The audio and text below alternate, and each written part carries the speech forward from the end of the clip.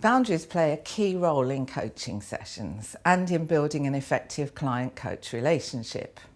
Boundaries should always be discussed in initial contracting sessions between coach and client.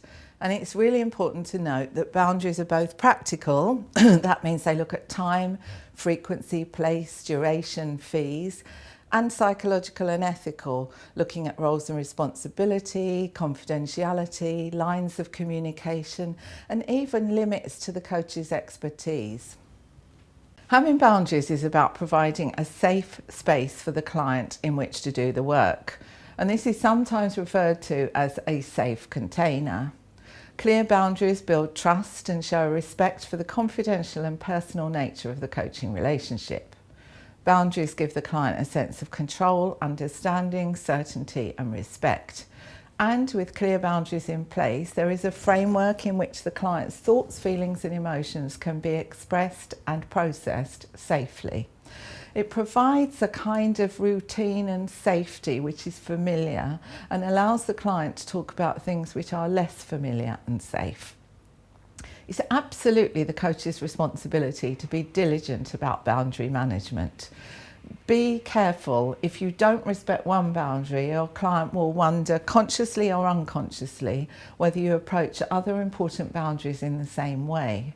For example, even poor timekeeping may lead your client to fearing that you have the same loose boundaries about issues such as confidentiality or fees, and that could greatly undermine your client's trust in you. Even casually mentioning other clients anonymously and anecdotally could make your client wonder, they use me as an example with their other clients?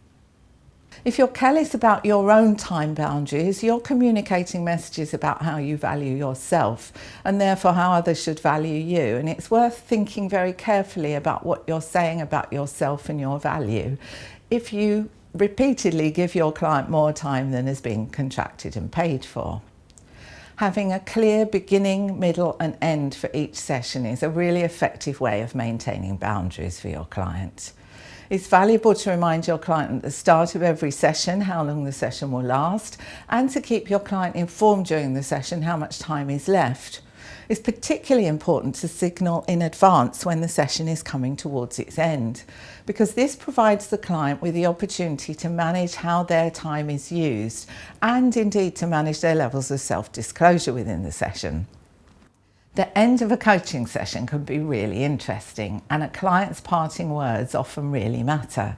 Time and again, a coaching session will be coming towards the end and suddenly at the last moment, your client will begin to speak about difficult thoughts or feelings or will reveal something of real importance.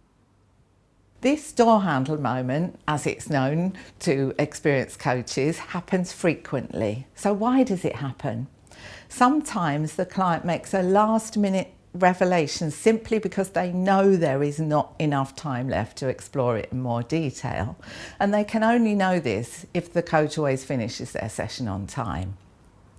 Gives the client an opportunity to say something out loud at the last minute in the knowledge that they won't have to go into any further depth right there and then because there simply isn't time. It can also be a way of letting the coach know that this is something the client would like to discuss in a future session. Consider your own boundary management for a moment. It's important for you to reflect on this, whether you're a coach or not.